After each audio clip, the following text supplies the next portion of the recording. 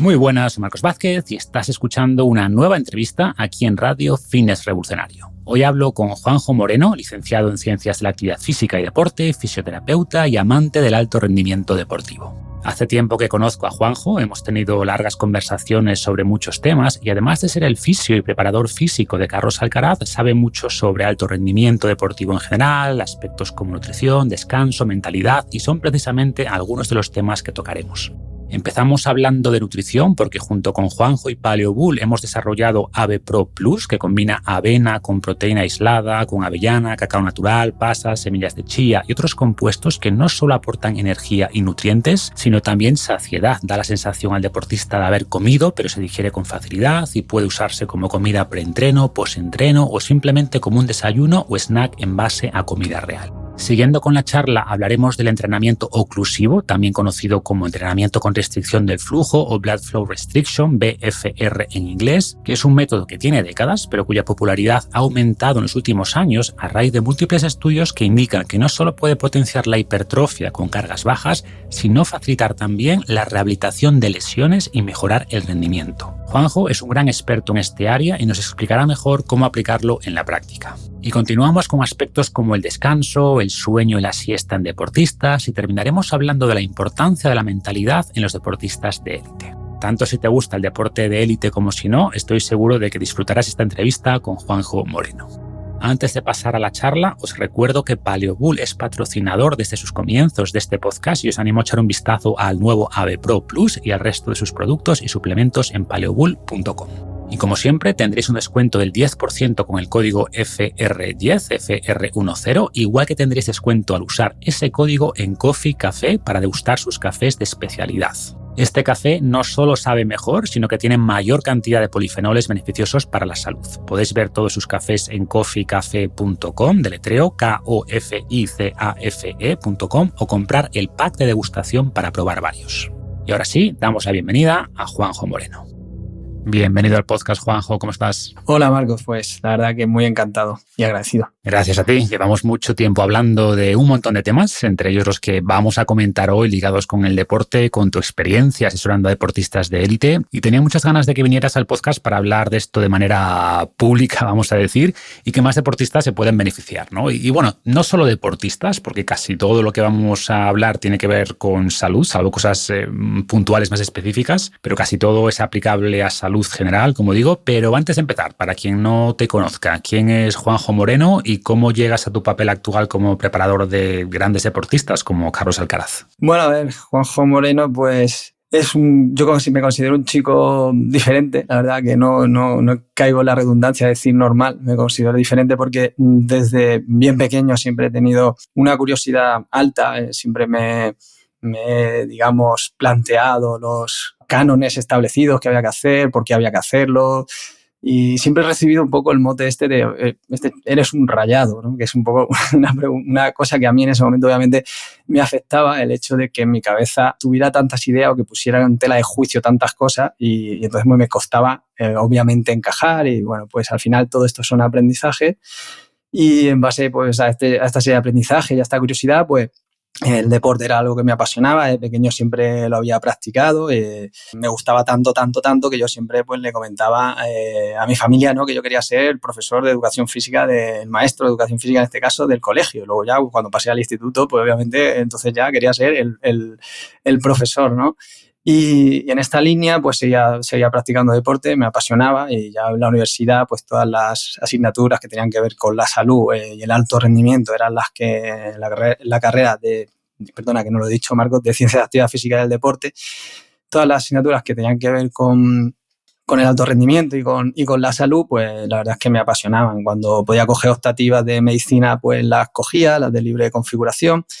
Y bueno, fui ahí desarrollándome paralelamente también dentro del mundo del deporte. Yo también practicaba deporte. En ese caso he practicado tenis, natación, taekwondo, diferentes disciplinas y fútbol. Y en ese momento pues estaba en la selección universitaria de fútbol, y compaginaba eso también pues con trabajo, ¿no? Pues en gimnasio, en centros deportivos, y ya te digo, al final la parte que yo veía que más me llamaba la atención era la de la salud y la del alto rendimiento, y por tanto cuando Cuando terminé la carrera, no era la opción preferente para entrar en fisioterapia, porque mi instituto no lo había cursado con esa dirección, pero al final había un rango muy pequeño para estudiantes que veníamos de otras carreras y bueno, tuve la suerte, había 2 plazas y tuve la suerte y la nota no para poder entrar en fisioterapia. Entonces ahí ya fue cuando me adentré mucho más en el mundo de la salud.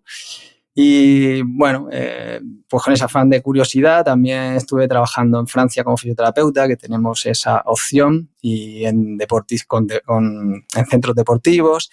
Y de ahí ya pues al final se me abrió la posibilidad de trabajar dentro del mundo del fútbol, y dentro del mundo del fútbol ya se me abrió la posibilidad de trabajar dentro del mundo del tenis, que empecé a trabajar en la academia de tenis de Juan Carlos Ferrero, que ha sido el número 1 del mundo. Yo lo había visto ganar, pues eso, Roland Garros, lo había visto ser número 1 del mundo, y para mí fue un sueño cumplido, ¿no? Un reto que me propuse en su momento. Pues me recuerdo que en algunos congresos de fisioterapia venían algunos ponentes que eran, pues eso, era el fisioterapeuta de Juan Carlos Ferrero, y yo pues me había, digamos, visualizado estando ahí.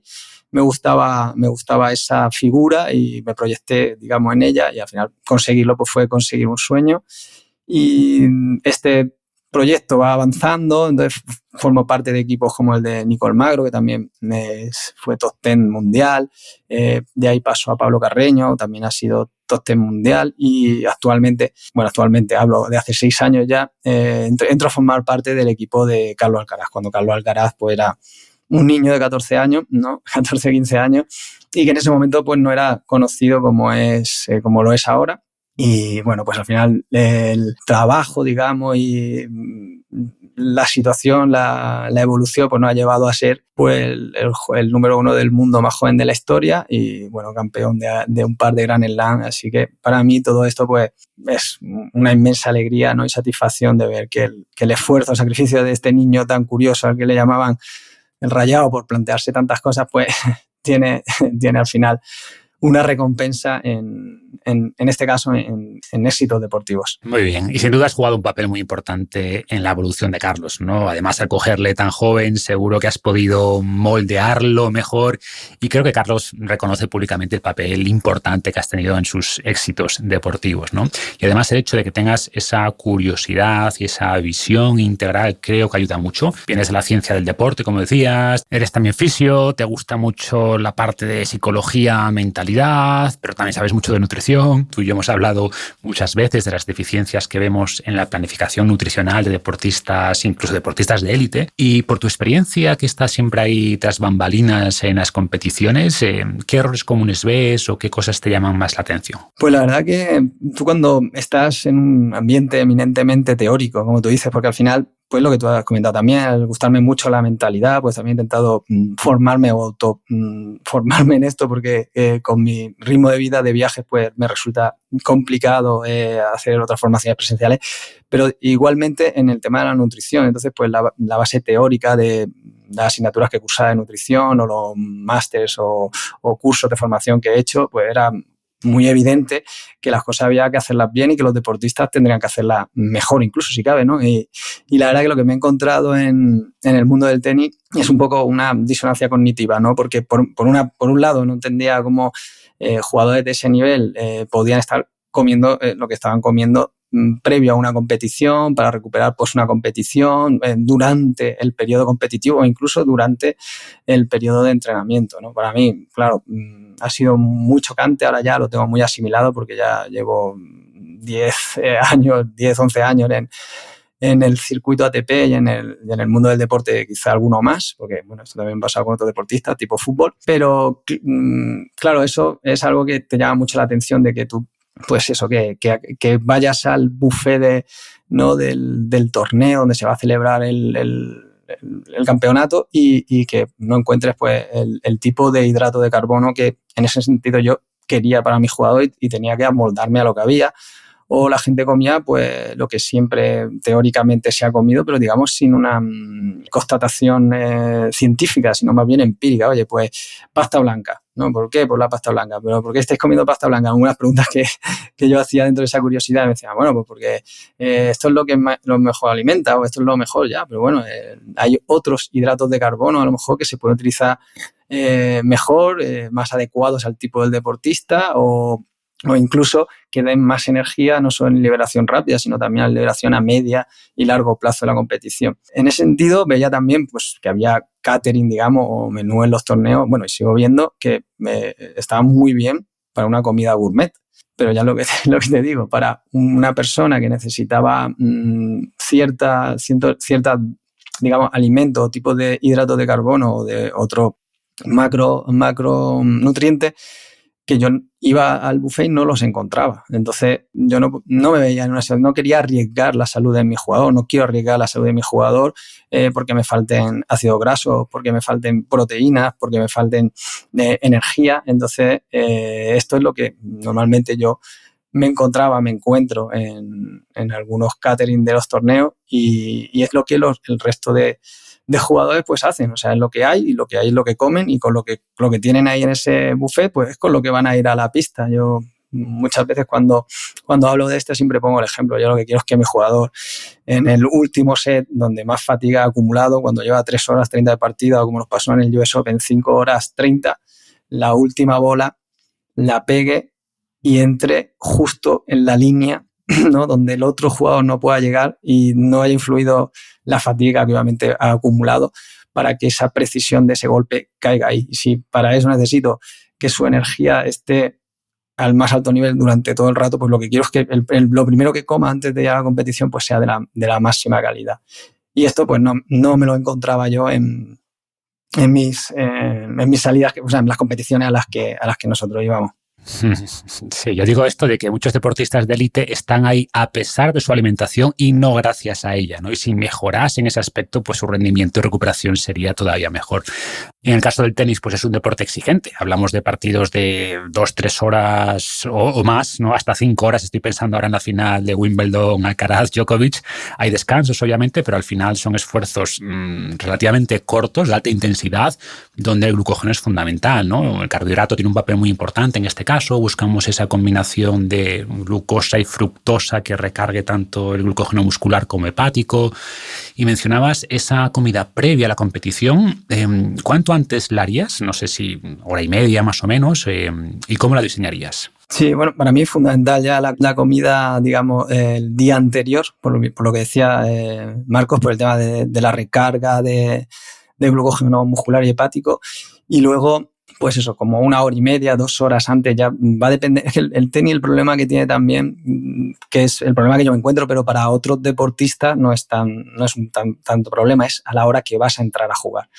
Entonces siempre intentamos ajustarlo porque tú entras después de que acabe el partido que va delante de ti. Claro, no empiezas a un horario fijo como en otros deportes. Exacto. Entonces pues intentamos jugar con eso, pues 2 horas, un margen, ¿no?, entre 2 horas, hora y media, para que en caso de que hayamos comido, imagínate que comemos 2 horas, hemos calculado que el partido va a empezar, me lo invento, 12 de la mañana y hemos comido a las 10 de la mañana, pues en caso de que el partido no acabe a las 12, porque es lo que teóricamente, como va el partido, el jugador que va a break abajo, el partido te acaba a la una hora después, o 30 minutos después, o 45, pues intentamos que ese margen no se nos vaya muy por detrás, porque si no, pues tendríamos que volver a hacerle comer con los nervios que esto supone, que ya están más cerca del partido, no sé si vas a entrar, porque a lo mejor el otro remonta al break.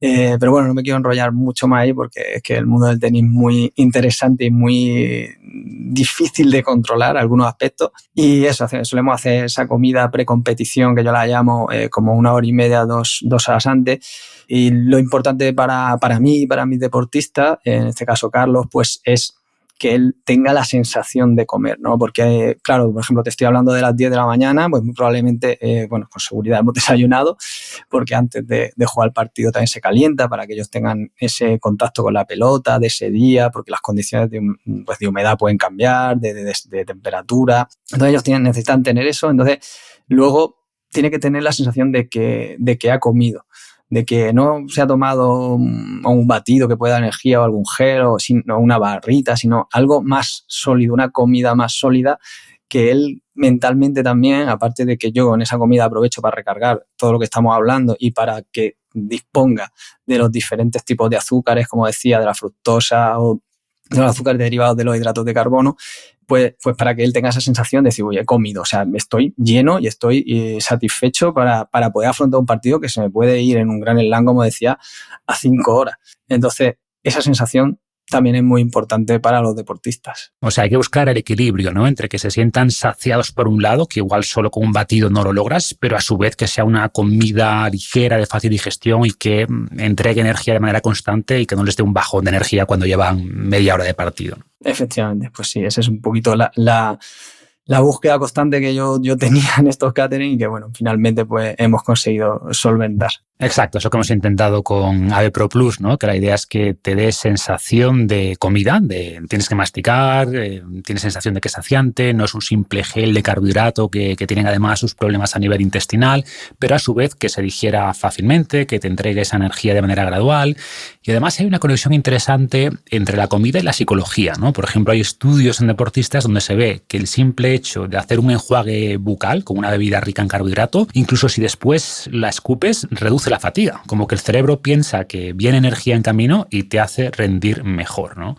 Al final la fatiga es un fenómeno muy complejo que podemos modular con la mentalidad o con estos trucos y es súper interesante. Pero bueno, cambiando de tema, quería profundizar contigo en algo poco conocido todavía, aunque no es nuevo, y es el llamado entrenamiento oclusivo o con restricción de flujo sanguíneo, porque tienes mucha experiencia con esto, tanto teórica como práctica. Explícanos primero en qué consiste y cómo surge. Pues sí, la verdad que es una herramienta que yo conocí en mi primera carrera, como digo, que es la de Ciencia Activa Física del Deporte, y era una herramienta que eminentemente se utilizaba para el rendimiento, digamos. Pero bueno, al final de juguetear con ella y luego yo también de desarrollarme en el ámbito de la salud, pues he descubierto muchísimas más utilidades y bueno, actualmente forma parte de mi kit de viaje, obviamente del de mis deportistas también, cuando pasaba consulta en clínica de la clínica también, y es el PCR o el Blood Flow Restriction o entrenamiento bajo oclusión vascular. Bueno,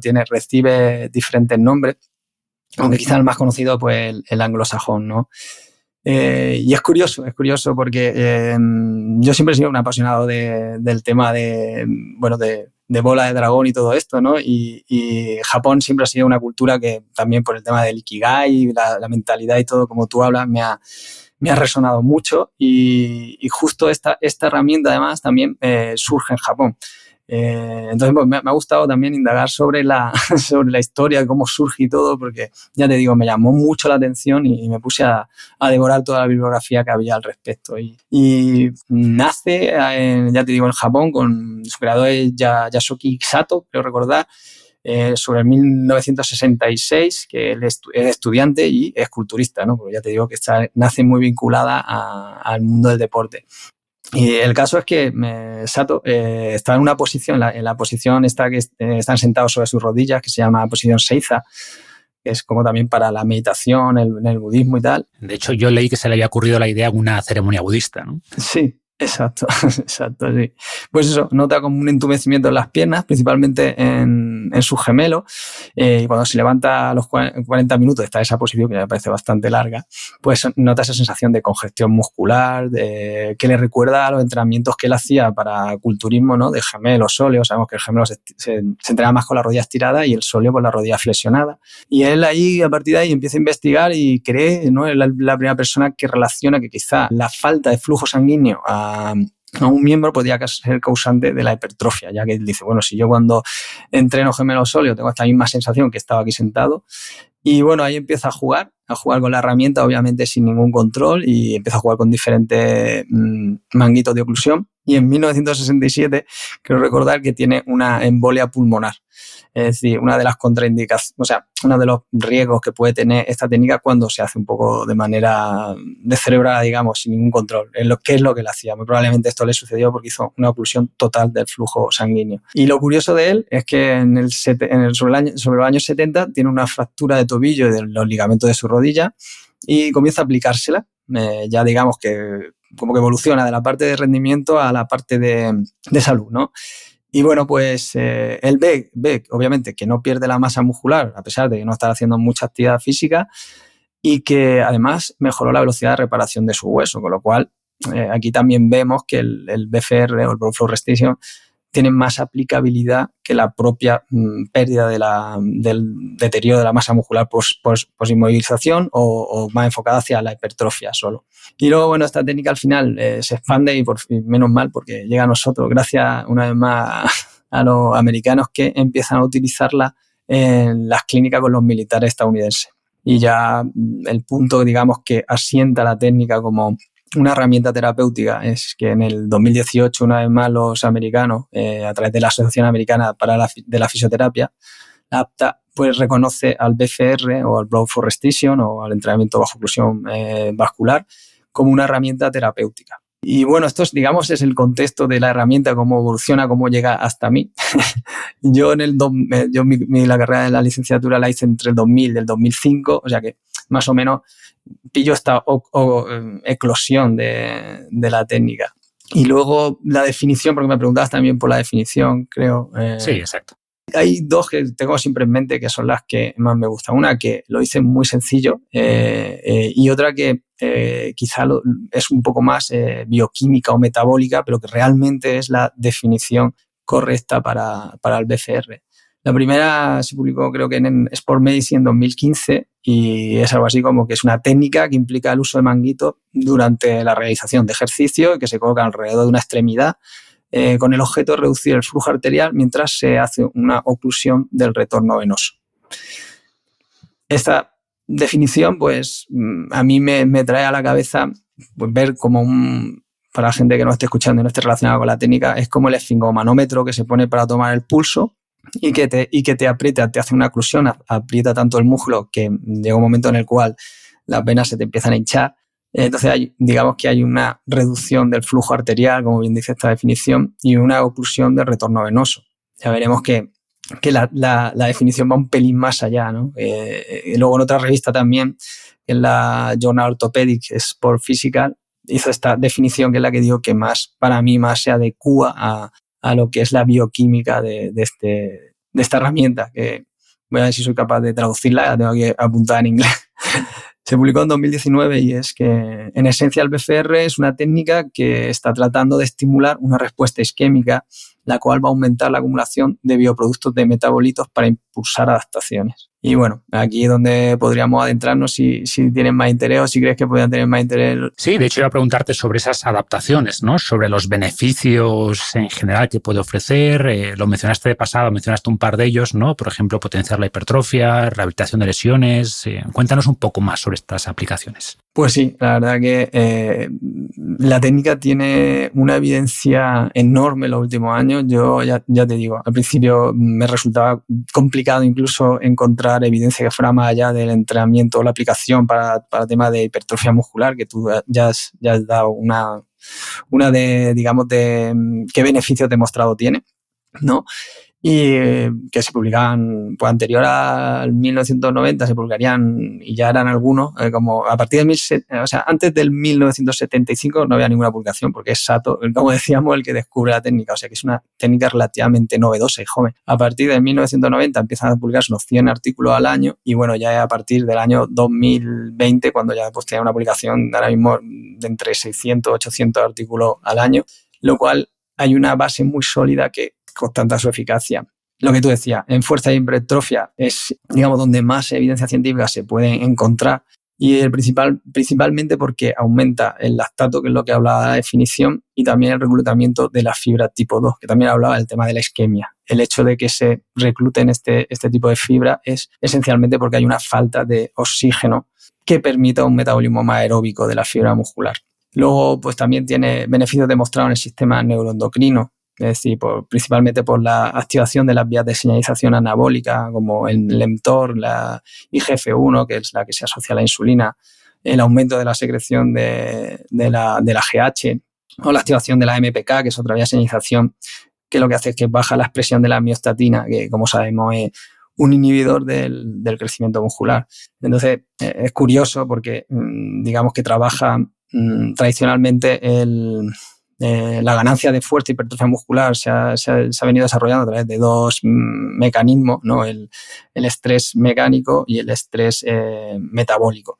Digamos que el BCR pone más su fuerza, de hecho así es, sobre el estrés metabólico, y entonces dispara todas estas vías de señalización que hemos nombrado, o estas hormonas, esta secreción hormonal, que lo que hace es generar ese crecimiento muscular. Por eso, y ya está muy demostrado, que el otro día estuve en un congreso súper interesante médico que comentaban que un marcador de mortalidad, es decir, de cuando la gente muere antes, es la pérdida de masa muscular o la sarcopenia.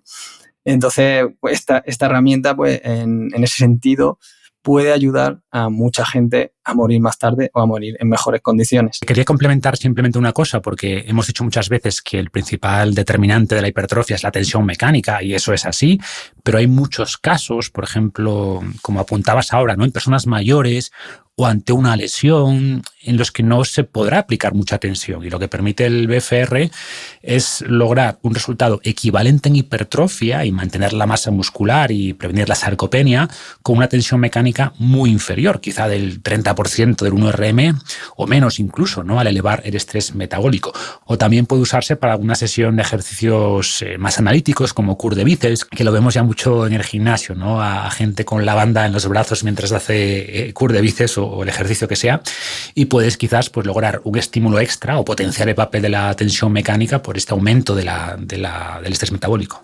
Totalmente, Marco. Yo siempre digo que, pues, que el ejercicio físico y la masa muscular, ¿no? El músculo, pues, se conoce ya como una polipíldora que tiene beneficios globales a nivel de muchos sistemas. Entonces, el BCR creo que viene también como una herramienta terapéutica para equilibrar esos beneficios, quizá justo con lo que tú has dicho, sin incidir sobre, por ejemplo, marcadores de daño muscular como la CPK, que es lo podríamos ver en la analítica, que cuando tú haces ejercicio físico, pues hay un daño muscular asociado, que está muy relacionado con el estrés mecánico.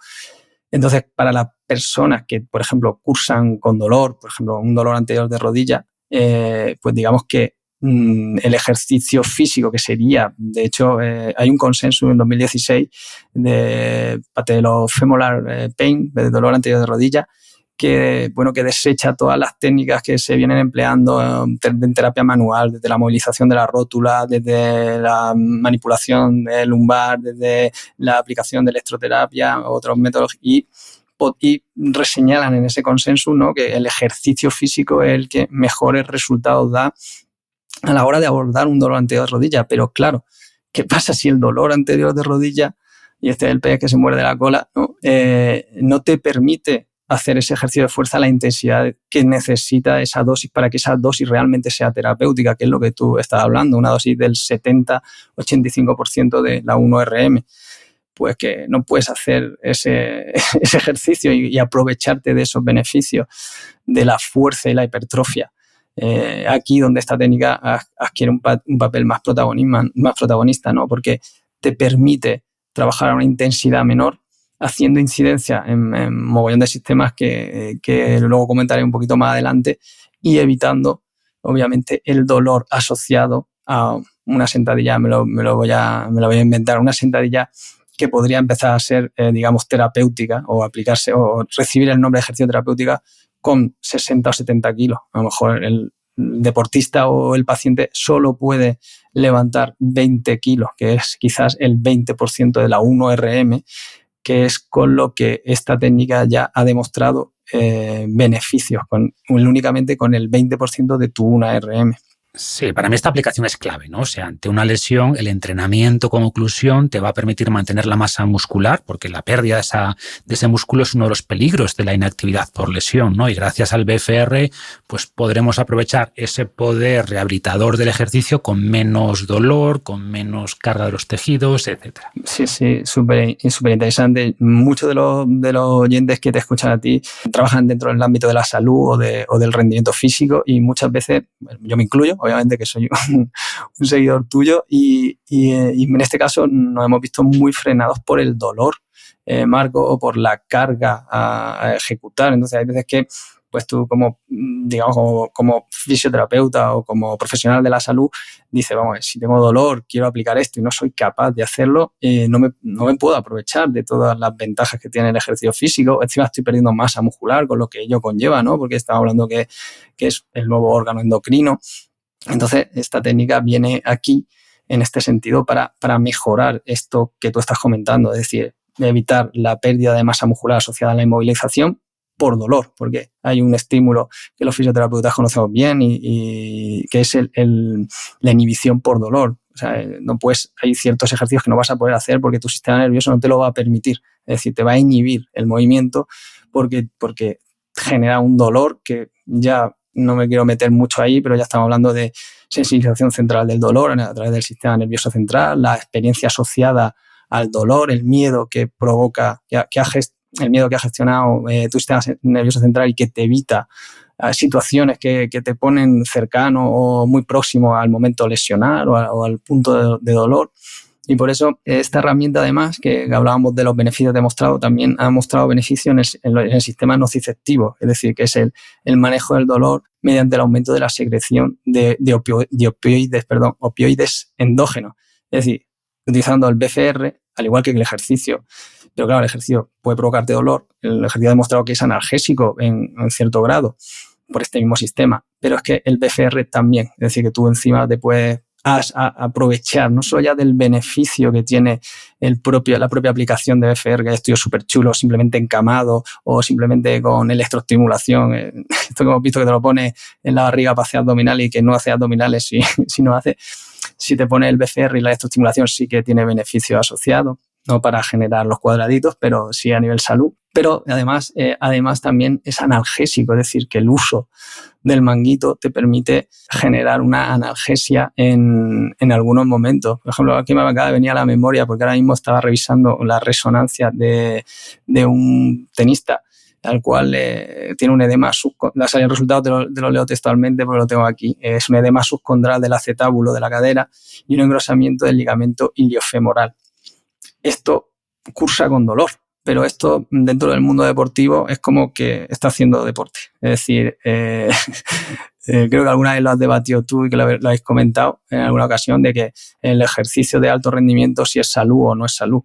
Es decir, el ejercicio de alto rendimiento sabemos que vamos a llevar al cuerpo a situaciones de estrés y de daño físico que no está relacionado tanto con la salud. Este resultado de esta resonancia en una persona normal podría considerarse una lesión. Este resultado de una resonancia en un tenista de alto nivel, como es el caso, pues se considera algo normal del día a día. Exacto. Entonces, cursa con dolores. Al final, en algunas escalas en la escala analógica visual del dolor o en la TALAS, que son escalas subjetivas del dolor, pues bueno, los deportistas pues tienen una percepción subjetiva del dolor muy superior, digamos, necesitan más dolor para ellos decir que tienen 1 o 2 de dolor sobre esa escala, cuando la población normal, pues ese sistema de dolor lo tiene más sensible. Entonces, para nosotros esto es normal, pero sabemos que con esto va a jugar. Entonces, lo que hacemos, por ejemplo, es que por eso me remitía al BFR en los beneficios demostrados, utilizamos el BFR como un sistema nociceptivo. O sea, ponemos el BFR, aplicamos la técnica y a jugar, porque digamos que no es patológico suficiente como para parar a un jugador. Obviamente que lo vamos a tener en cuenta y obviamente que también la dosis de ejercicio, la dosis de competición también la modularemos, pero... Y el propio jugador pedirá estrategias para poder competir sin que le afecte mucho, sí, ¿no? Claro. Y de hecho mi siguiente pregunta iba por ahí. Ya en tu caso concreto, ¿cómo lo aplicas con tus deportistas? ¿En qué casos? ¿Con qué frecuencia? Lo que puedas contar, que me imagino que aquí habrá algún secreto que no querrás desvelar. Bueno, siempre, a ver, al final el hecho de que yo me encuentre dentro de un equipo, de un atleta élite, donde nos estamos enfrentando a otro atleta élite, pues es cierto que hay ciertos secretos que nos tenemos que quedar porque al final son ventajas competitivas. Claro, es como si yo fuese mecánico de una escudería de Fórmula 1 y hemos encontrado algo, un alerón o bajar el coche un poquito más o cualquier otra, o un neumático que te engancha más a la carretera y lo dijera, pues hay cosas que no puedo comentar, pero vamos, básicamente creo que hay muchas de las cosas que he dicho que la gente se puede aprovechar y que bueno, que están ahí. Y como lo que tú decías, en los deportistas, pues acabo de dar un caso justo ahora, ya te digo que estaba durante esta semana hemos estado analizando el caso y ya te digo, un deportista de élite que con una proyección muy buena, que está metiéndose ahí en el top 100 y que la idea con él es que entre mucho más arriba con esta resonancia, con este resultado de esta resonancia, y que nosotros, por ejemplo, ahí lo aplicamos. Yo también puedo decirte, que no es ningún secreto esto, que yo también lo utilizo a la hora de que mis jugadores no pierdan rendimiento, evitando, digamos, estresar más al tejido, que es justo lo que hablábamos, ¿no? Es decir, yo lo uso el BCR también para aprovechar momentos de entrenamiento sin generar el daño asociado al entrenamiento, pudiendo aprovecharme de los beneficios del entrenamiento. No sé si me he explicado muy bien, para mí está muy claro en la cabeza, pero normalmente en los periodos de supercompensación lo usamos, y también en periodos de intracompetición o de competición en competición, que hay muy poquito distancia, y meter una carga muy alta de ejercicio pues supone un estrés excesivo para el sistema y puedes invocar lesiones, puedes invocar un acúmulo de fatiga central o periférica. Y además, otra de las beneficios demostrados que tenía es sobre el sistema neurovascular, ¿sabes? Porque aumenta la propia respuesta del ejercicio, hay un reflejo que es el reflejo presor del ejercicio, que entre otras cosas aumenta el factor de crecimiento vascular endotelial, el BGF, o induciendo a la angiogénesis, que es lo que también hablábamos. Es decir, que si tú, por ejemplo, precisas en una lesión o un aumento de nuevos vasos sanguíneos, que eso al final es lo que va a reparar la lesión, pues bueno, también el BCR ha demostrado beneficios científicamente en este sistema neurovascular. Y es curioso porque al principio había cierto miedo precisamente de esto, ¿no? Porque suena peligroso eso de restringir el flujo sanguíneo a un músculo, a una extremidad entera. ¿Qué nos dicen los estudios más recientes sobre esto y en qué casos podría estar contraindicado o qué riesgos reales existen? Pues fíjate, me remito un poco a lo que te comentaba del ritmo de publicación, ¿no? Desde el año 1900, que estaba por debajo de 100 artículos al año, ¿no? A partir de 2000, que se dispara a los 300 al año, a la actualidad, que puede estar en alrededor de unos 700 al año. Y casi todos están desmontando las contraindicaciones absolutas que había alrededor de la técnica. Pero aún así es cierto que todavía siguen siendo absolutas, porque creo que necesitamos un poquito más de años de evidencia. La evidencia científica siempre va con un margen o un decalaje, ¿no? De unos 10 años, hasta que no hay evidencia científica como de 10 años, pues como que no se postula a la sociedad en general. Claro, nosotros dentro del deporte de alto rendimiento, de los deportistas, o sea, no podemos estancarnos ahí. Quizás es lo que te hablaba de la ventaja competitiva, es decir, pues el equipo que es capaz de descubrir algo que puede beneficiar a sus deportistas, pues al final tiene una ventaja competitiva sobre los otros. Pues con el tema del BCR, ya te digo, como sigo leyendo e investigando, muchas de las contraindicaciones absolutas, y las voy a mencionar porque más que nada si nos está escuchando alguien, pues que sepa que es una herramienta que precisa de un manejo, de un aprendizaje sobre él, y tener en cuenta algunas de estas contraindicaciones, porque, bueno, ya te digo, como nace muy ligado también al tema de hipertrofia, pues tú en los grandes almacenes, digamos, puedes comprar unas bandas de restricción de flujo sanguíneo, pero no controlan ni cuál es la presión de oclusión, ni controla, ciertos factores que son esenciales. Por ejemplo, una de las contraindicaciones absolutas, y lo hemos dicho ya cuando explicábamos el caso del creador de Sato, ¿no? Es la embolia pulmonar o un accidente cerebrovascular. Es decir, que tú al abrir el manguito pueda salir algo y que genere este accidente cerebrovascular. Por supuesto, pues todas las, es como una contraindicación absoluta, pues todas las patologías relacionadas con los trastornos de coagulación, como la hemofilia, la hipertensión no regulada, y luego algunas relativas, que una vez más pues son trastornos de la coagulación sanguínea, el tabaquismo, porque fíjate, pone el tabaquismo porque al final el tabaquismo aumenta la rigidez arterial y por tanto ya como pues ya te lo ponen como una contraindicación relativa. Pero, sin embargo, me llama mucho la atención porque hay estudios, por ejemplo, en el 2000 recuerdo que hay un estudio de pacientes operados de corazón que con bypass incluido se aplica el BCR y se ven mejora en el VO2+, mejora a nivel también de coagulación sanguínea, es decir, que también de tensión arterial. Es decir, que es una herramienta que cada vez está mostrando más evidencia a la hora de, digamos, desbancar o dejar a un lado las contraindicaciones absolutas, que entre otras, y es la de siempre, es el embarazo, por ejemplo, que también Claro, que muchas de las contraindicaciones iniciales eran más por prudencia que porque hubiera ninguna evidencia, ¿no? Y a medida que esa evidencia aparece, pues se van eliminando las contraindicaciones equivocadas y irán quedando las que realmente deban considerarse. Pero, como dices, no solo no es malo incluso para algunos aspectos cardiovasculares, sino que aquí también puede tener beneficios aplicado, como siempre, de manera correcta, con cabeza, etcétera. Pues pasemos ya al siguiente aspecto. Nos hemos alargado un poco con este, pero quería aprovechar tu gran experiencia con BFR. Y has estudiado también bastante el tema del sueño, un aspecto difícil en los deportistas de élite por todo el trajín de viajes, de cambios de zona horaria. Decías que os vais unos días a Las Vegas y además se suma la ansiedad los días previos a la competición. ¿Qué impacto puede tener de todo esto, sobre todo el descanso? ¿Y qué sueles recomendar aquí a tus deportistas? Para mí, el descanso, el sueño es primordial.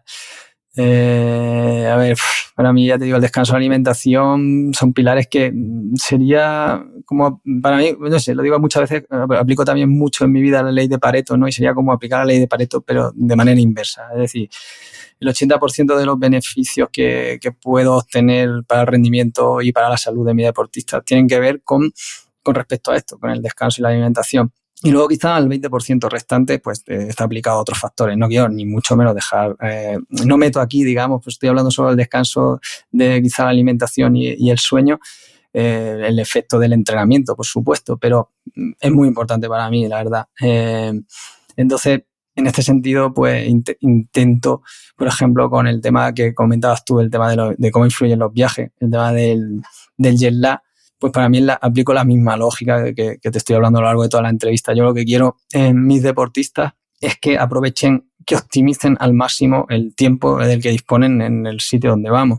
Entonces el jet lag es un gran enemigo de los deportistas, pues porque altera los ritmos circadianos y por tanto altera todas las cascadas de normalización o de regulación hormonal con lo que todo ello implica. Y es por eso que junto a un compañero que trabaja conmigo, Alex Ruiz, estamos intentando desarrollar un protocolo anti-jet lag que ya vamos aplicando, pero que queremos hacerlo visible a la gente en general, porque hay mucha gente que se encuentra con este problema del jet lag, ¿no? Y es que al final, si el deportista no descansa bien, si el deportista no se recupera bien, el día siguiente el riesgo de lesión aumenta exponencialmente. La pérdida de rendimiento bestial, y más en un deporte como es el tenis, bueno, en todos, pero como un deporte como es el tenis, donde el cuerpo muchas veces lleva también a la cabeza. ¿Qué quiero decir con esto? Que tu físico, como tú te encuentres, va a hacer que tu mentalidad te permita remontar quizá un break abajo, o sea, o un set abajo, o no, porque dices, es que no me encuentro bien, ¿no? Entonces, para mí, el descanso es, fundamental, Marcos. Totalmente. Se comenta que Roger Federer salió del estancamiento que tuvo en el 2013 gracias a empezar a dormir más, ¿no? Y a ver, seguramente hubo más factores, pero él reconoció en alguna entrevista que fue priorizar el sueño y empezar a mejorar y a recuperar el número 1 poco tiempo después, ¿no? O hay estudios que validan también el concepto de sleep banking, que se refiere, bueno, es como ahorrar sueño, ¿no? Entonces, si vas a viajar, por ejemplo, 2 días antes de la competición y por tanto esas 2 noches vas a dormir menos, seguramente, pues puedes como acumular sueño los días previos, intentar dormir algo más, y se ha visto que eso reduce el impacto durante la competición, ¿no? O también se ha visto beneficio en las siestas bien planificadas, ¿no? Entonces, bueno, hay estrategias. Para mí el sueño está en la base de eso que se llama entrenamiento invisible, ¿no? Que es todo lo que no es entrenamiento físico, que no se ve tan fácilmente, pero que es súper importante junto con la nutrición que decíamos antes. Fíjate que me ha venido una anécdota justo cuando estás contando esto, porque nosotros dentro del equipo a la siesta, ¿no?, le llamamos la power nap. Le llamamos power nap justo por eso, y es un secreto que antes, bueno, no desvelaba, entre comillas. Ya ves, cosas tan evidentes como esta, pero ya un día cogieron a Carlos en la final de Turín cuando él jugó la Next Gen y la ganó, por cierto. No encontramos ningún sitio para hacer la power nap, y al final pues él y yo improvisamos entre colchoneta en el gimnasio una zona para descansar detrás de las mancuernas, me acuerdo, y no nos dimos cuenta de que había una cámara.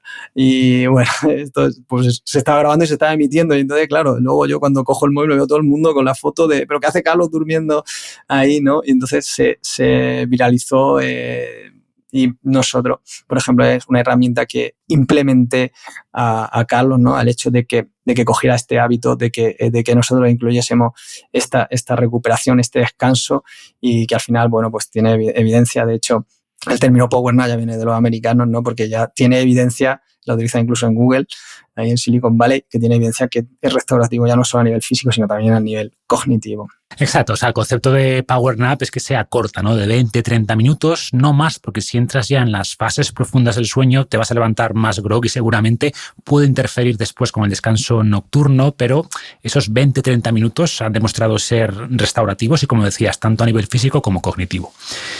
Y ya para terminar, Juanjo, el último pilar que mencionaste al principio de pasada sería la mentalidad. Y bueno, mientras que los 3 pilares anteriores eran físicos, este sería psicológico, pero no menos importante. ¿Qué papel crees que juega la mentalidad en un atleta de élite, según tu experiencia? Vital. Vamos, yo creo que al final la mentalidad, digamos que sin la mentalidad no podría ser un atleta de élite. Lo que determina la resistencia, la resiliencia, la disciplina, la perseverancia, el resurgir de la derrota o del fracaso, al final es la mentalidad que tenga.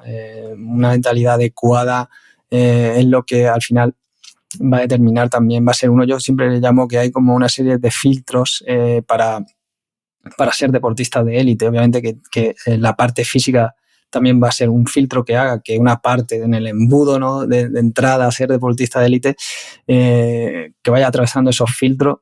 Uno pues es la parte física, las cualidades físicas, la capacidad física, y otra sin duda es la mentalidad, porque fíjate, incluso sin tener unas capacidades físicas digamos bestiales o muy buenas, si tú tienes una mentalidad adecuada, quizá consigas esa disciplina necesaria para que esas capacidades físicas también mejoren. Por lo tanto, el papel que juega la mentalidad en un atleta de élite para mí es esencial. Y los aspectos físicos y mentales están muy unidos, ¿no? Al final, para llegar a la élite de la élite, o sea, para estar en el 5% de los tenistas que ya son de élite, pues necesitas buenas capacidades físicas y técnicas, por supuesto, pero también una buena mentalidad. Y si alguna de estas te falla, pues no vas a estar ahí, ¿no? Y como siempre, parte de estas capacidades son innatas, también en el caso de la mentalidad, pero también se puede mejorar. Y en tu caso, sabiendo que no eres psicólogo ni coach, pero ¿cómo trabajas esta mentalidad con tus atletas o qué consejos les das? Lo ideal es que el equipo, digamos, de trabajo del atleta pues también tenga esa mentalidad. Al final creo que educar o postular alguna manera de hacer las cosas, pues lo tienes que tener muy integrado. Sin duda alguna que si el equipo que rodea al jugador tiene una mentalidad que va en esta dirección de resiliencia, de disciplina, de sufrimiento, ¿no? Y a la vez de disfrute, ¿no? Pues al final eso también contagia un poco al jugador. Es importante para la gente que quiera ser deportista de élite o que quiera intentar ser deportista, pues que al final se rodee con las personas que también tengan una mentalidad similar, que muy probablemente casi siempre lo es, pero sí que es cierto que es importante. Y entonces, en esa línea, por ejemplo, a mí una de las cosas que me gusta hacer con mis deportistas es recomendarles libros que puedan ayudarle a trabajar esa mentalidad.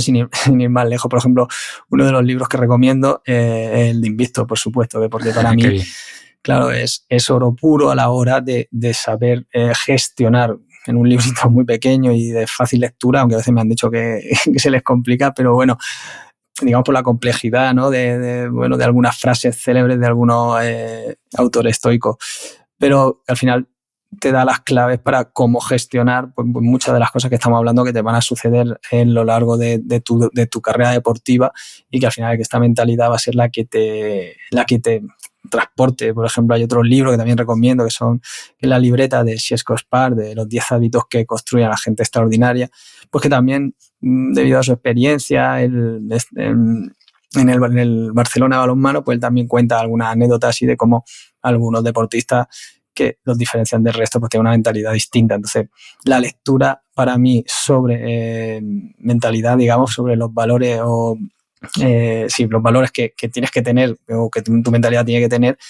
pues también tienen un papel muy importante a la hora de educar a mis deportistas. Has dicho dos cosas muy importantes. Primero, el dar ejemplo, cuidar la gente de la que te rodeas, ¿no? Que ya lo decía Epicteto, que te conviertes en lo que te rodea, y si un deportista se rodea de gente con esta mentalidad que comentas, pues se va a empapar de ella, sobre todo cuando empieza tan joven, porque a esas edades, cuando eres todavía adolescente, pues eres más susceptible a tu entorno, para lo bueno y para lo malo, y después la lectura. O sea, yo creo que no deja de ser otra forma de aprender de gente que no tienes en tu equipo, pero que es lo siguiente mejor te dará en tu equipo, ¿no? Y además puedes aprender de gente que lleva miles de años muerta, como el caso de los filósofos estoicos. Y no sé si conoces otro buen libro, que es El juego interior del tenis, The Inner Game of Tennis, de Tim Galway, sí, que de hecho fue el que dio pie a este concepto del coaching deportivo y que es aplicable en realidad a cualquier deporte, ¿no? Y Tim habla en el libro de que hay dos tipos de juegos, el externo visible y el interno invisible, y que hay dos tipos de adversarios, ¿no? El externo y el interno, y que muchas veces no es el adversario externo el que nos derrota, sino nuestras propias dudas, miedos, la falta de concentración, que sería pues ese adversario interno y con el que competimos en este juego interno del tenis, ¿no? Sí. Habla también en el libro del concepto del yo número 1 y el yo número 2. El yo número 1 es el que da las órdenes, con el que tenemos el autodiálogo, y el número 2 es el que ejecuta, es esa parte más mecánica, más automática, y muchas veces el yo número 1 es demasiado crítico con el número 2, ¿no? Y esto hace que el número 2 se ponga nervioso, se ponga ansioso y que falle, ¿no? Entonces, bueno, ahí está mi recomendación. Como digo, a pesar del título, es aplicable a cualquier otro deporte. Y sumado, por supuesto, a los dos libros que has mencionado, que son muy buenos los dos. Y bueno, comparto la importancia de la lectura y de la aplicación después de lo que aprendes para mejorar la mentalidad, ¿no? Pues nada más, Juanjo, un placer como siempre charlar contigo. Te dejo, que sé que tienes que preparar ya las cosas para el siguiente tour, que estáis siempre de un lado para otro, pero creo que hemos hecho un buen repaso de temas importantes, así que muchas gracias. Gracias, Marco, ha sido un placer poder compartir contigo conocimiento. Y luego decir que gracias a ti por todo lo que aporta a toda la comunidad que tienes y a toda la gente que puede escucharte, porque es contenido de calidad y que puede ayudar a mucha gente. Gracias, Juanjo. Un abrazo. Un abrazo.